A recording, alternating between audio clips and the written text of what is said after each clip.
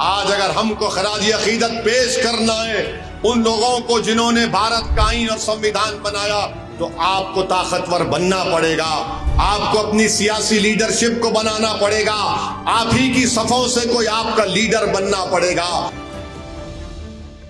आज 26 नवंबर है और आज ही के दिन 26 नवंबर 1949 में हमारे मुल्क ने जो संविधान और आईन कॉन्स्टिट्यूशन बनाया गया था, जिसको बनाने में बाबा साहब अम्बेडकर का बहुत बड़ा रोल रहा, उस आईन और संविधान को हमने अडॉप्ट किया और फिर 26 जनवरी 1950 को उस संविधान को लागू कर दिया गया।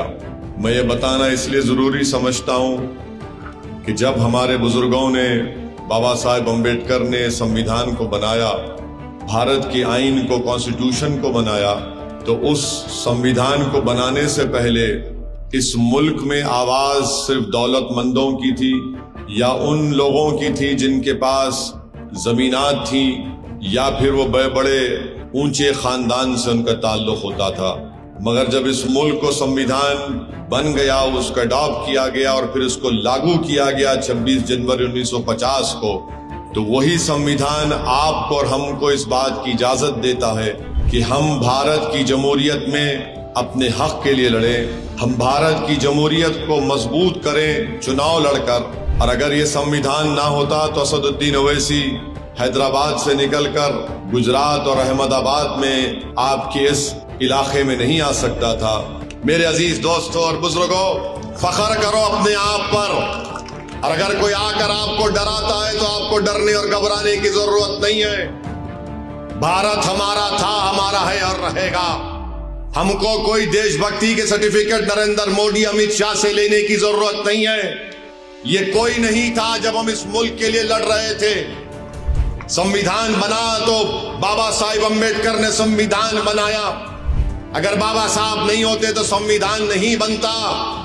यही बाबा साहब अम्बेडकर ने संविधान बनाया और कमजोरों से कहा, मजलूमों से कहा, दलितों से कहा, आदिवासियों से कहा, अल्पसंख्यक मुसलमानों से कहा कि मैं तो संविधान बना दिया हूं, अब तुमको इस संविधान को इस्तेमाल करके अपने मुकद्दर के फैसले करना पड़ेगा, तुमको ताकतवर बनना पड़ेगा। मैं तुमको वोट डालने का इख्तियार दे रहा हूं, तुम वोट के जरिए अपनी लीडरशिप को पैदा करो, अपने कायद को पैदा करो, ताकि तुम्हारी आवाज इस देश के पार्लियामेंट और विधानसभा में गूंजे। आज अगर हमको खराज अकीदत पेश करना है उन लोगों को जिन्होंने भारत का आईन और संविधान बनाया, तो आपको ताकतवर बनना पड़ेगा, आपको अपनी सियासी लीडरशिप को बनाना पड़ेगा, आप ही की सफों से कोई आपका लीडर बनना पड़ेगा। तभी जाकर हम मौलाना अबुल कलाम आजाद को खराज अकीदत पेश कर सकेंगे, तभी जाकर हम बाबा साहिब अम्बेडकर को खराज अकीदत पेश कर सकेंगे।